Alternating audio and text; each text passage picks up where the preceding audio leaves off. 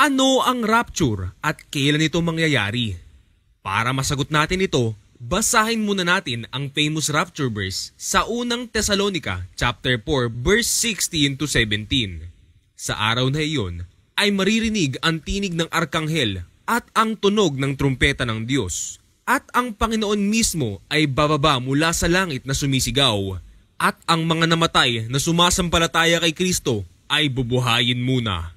Pagkatapos, tayo namang mga buhay pa at natitira ay titipunin sa alapaap kasama ng mga binuhay upang salubungin ang Panginoon sa himpapawid. Sa gayon, makakapiling natin siya magpakailanman. Kung titignan natin ang orihinal na Greek ng salitang titipunin o caught up, ito ay harpazo na nangangahulugang to snatch up suddenly and decisively or to take by an open display of force. In example, not covertly or secretly.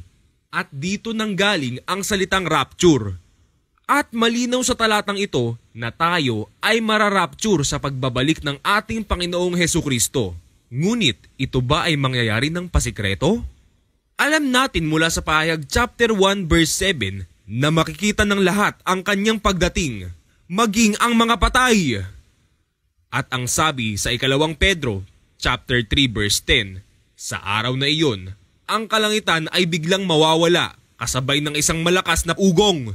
Kaya't imposibleng maging sikreto ang rapture dahil ang lahat ay makikita ito at maririnig.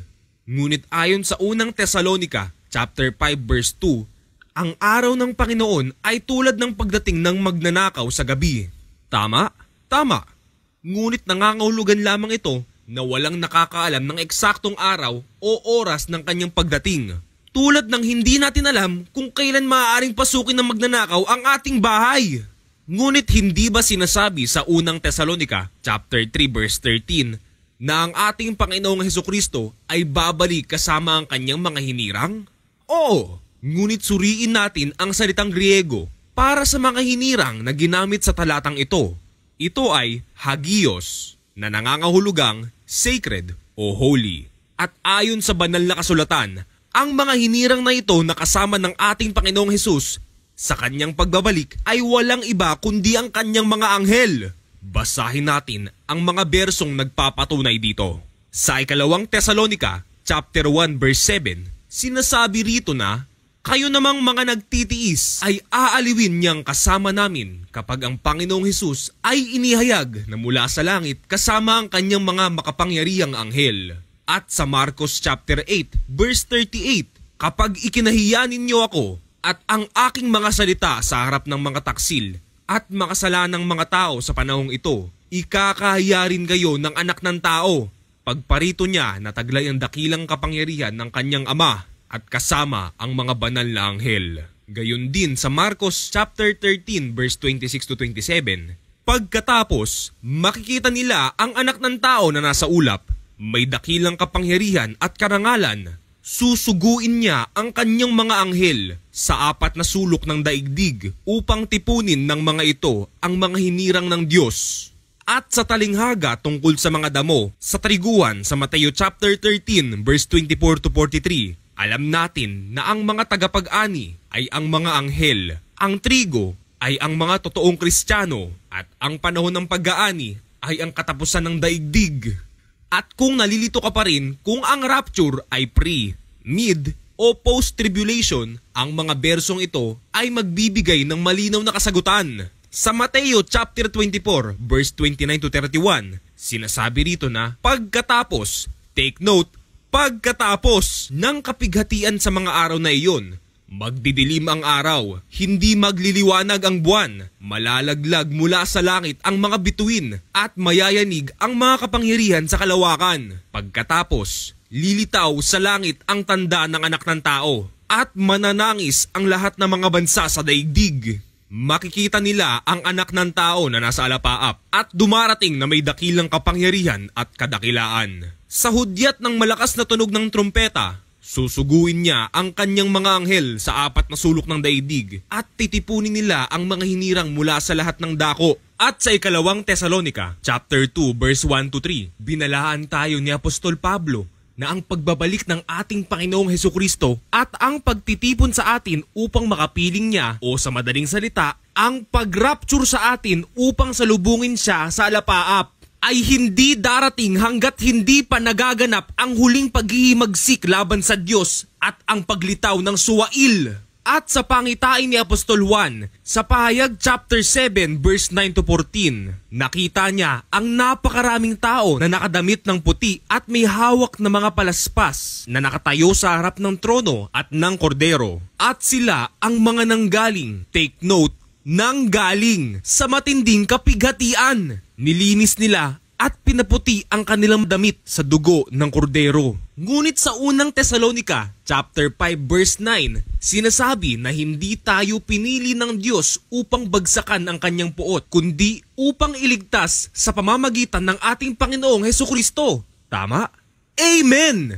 Ngunit ang matinding kapighatian ay hindi ang puot ng Diyos. Ito ay ang puot ni Satanas. Dahil uusigid niya ang sino mang hindi tatanggap ng 666 o tatak ng halimaw. Ang puot ng Diyos ay ang araw na paghukom at pagpaparusa sa masasama. Sa araw na iyon ay matutupok sa apoy ang langit at lupa at tayo ay ligtas mula rito dahil tayo ay mararapture sa alapaap kasama ng ating Panginoong Hesus. Ngunit bakit marami pa ring naniniwala sa pre-tribulation rapture? Karamihan sa mga tao ay nakikinig lamang sa gusto nilang marinig. Kaya kapag narinig nila mula sa mga huwad na mga ngaral na sila ay makakatakas mula sa kapighatian at pag-uusig ng Antikristo sa pamamagitan ng rapture, agad nilang tatanggapin ang maling doktrinang ito dahil ayaw nilang maghirap o mamatay para sa ating Panginoong Hesukristo. At kung naniniwala ka pa rin na mararapture ka bago dumating ang 666 o tatak ng halimaw, ikaw ay nalinlang.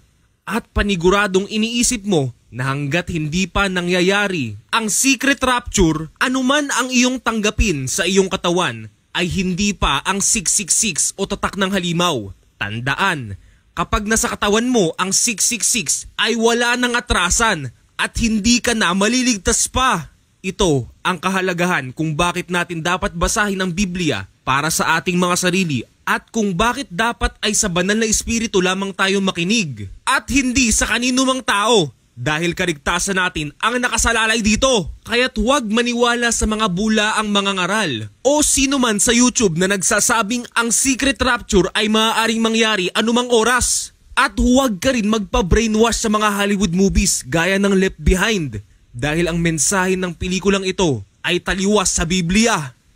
Can I ask you a question, Mr. Williams? Yeah, sure. Do you read the Bible? Well, I'm guessing not as often as you do. Well, Matthew 24, verse 7 says that there shall be famines, pestilence, and earthquakes in diverse places. All of these things, the disasters, the wars, they are all signs. So God knew that all these things were going to happen. Honey, God knows everything. So then why doesn't he do something? I mean, he is God, right? Couldn't he stop a flood if he wanted to? Maybe send a little rain to stop It's a a famine? fallen world. God created it perfect, and we destroyed it with the first sin. Who destroyed it? Me? You? Him? The Lord works. In mysterious ways, I know. But somehow people keep believing that he loves them. Now that is mysterious. You were here every day. You worked here, you preached here. That's not what counted. What do you mean? I knew the words. I could quote them chapter and verse, but that's not enough. You have to believe. Believe? Believe in what? In a God that killed my father? A God that grabbed my mother and my brother and ripped them out of this world? A God that crashes planes and destroys cities? He took them to protect them From what?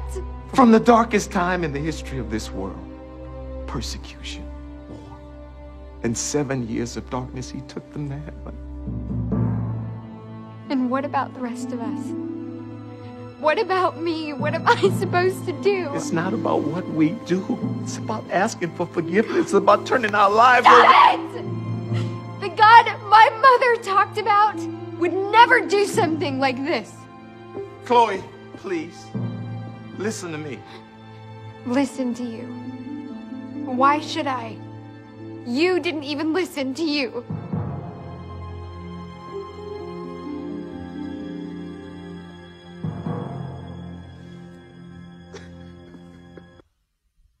Ipinagmukha pa nilang isang malaking disaster ang rapture. Gayong ang rapture ay ang araw ng ating kaligtasan. Ngunit bago ito mangyari, ay susubukin muna ng Diyos ang ating pananampalataya at binigyan niya tayo ng mga halimbawa sa Biblia kung ano ang tunay na pananampalataya. Si Noah at ang kanyang pamilya ay hindi na rapture upang makatakas sa baha. Pinagdaanan nila ang baha at sila ay nakaligtas dahil ang Diyos ay kasama nila. Si Moises at ang mga Israelita ay hindi na rapture upang makatakas sa 10 salot sa Ehipto. Hinintay nilang matapos ang mga salot at sila ay hindi napahamak dahil ang Diyos ay kasama nila. At ito rin ang ating pagsubok, ang magtiwala sa Diyos sa kabila ng mga darating na kapighatian. Sa mundong ito ay daranas tayo ng kapighatian, ngunit tibayin natin ang ating loob. Napagtagumpayan na ng Panginoong Hesus ang sanlibutan. At kapag tinupad natin ang kanyang utos na magtiis, iingatan niya tayo sa panahon ng pagsubok na darating sa lahat ng tao sa buong daigdig. Sa katunayan, sa panalangin ng Panginoong Hesus sa Diyos Ama, bago siya ipako sa krus, ito ang kanyang sinabi, "Hindi ko idinadalangin kunin mo sila sa sanlibutan, kundi iligtas mo sila sa masama. Kaya't hindi tayo dapat mabahala, bagkus ay magtiwala, pagkat iingatan tayo ng Diyos at ililigtas sa lahat ng masama." Tularan ang pananampalataya ni Job na hindi nawala ang pananampalataya sa Diyos sa kabila ng mga pagpapahirap ni Satanas. Tandaan, tayo ang bride of Christ at ang pag-ibig natin para sa Kanya ay sa hirap at ginhawa, sa sakit man o kalusugan hanggang sa kamatayan. At ito ang totoong pag-ibig, kaya susundan ba natin ang Diyos at lalakad sa makitid na landas? O pipiliin natin ang malawak na landas na dinadaanan ng mundong ito?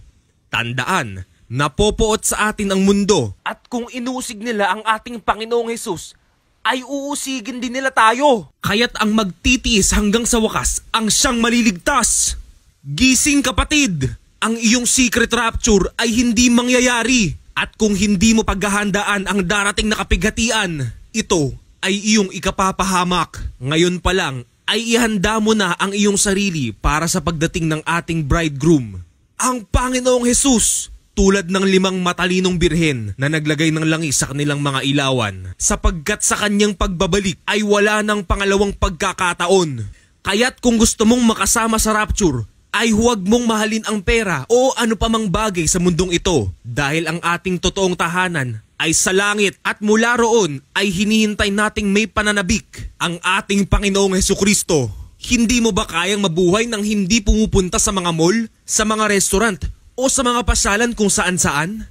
Hindi mo ba alam na ang pakikipagkaibigan sa mundo ay pakikipag-away sa Diyos? Ang sino mang nagnanais na maging kaibigan ng mundo ay nagiging kaaway ng Diyos. Sa susunod na video ay pag-uusapan natin ang tungkol sa ating Panginoong Hesukristo. Kaya huwag kalimutang mag-follow o mag-subscribe upang mapanood ang aming mga susunod na video. Salamat sa panonood at God bless you.